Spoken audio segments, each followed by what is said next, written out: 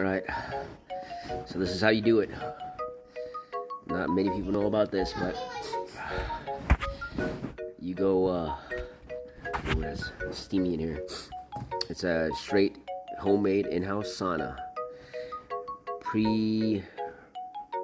Prepared for the night out or day after of hard kicking it. Selena, does it look cool in there? That's supposed to look like. Big old pot. Got a towel underneath.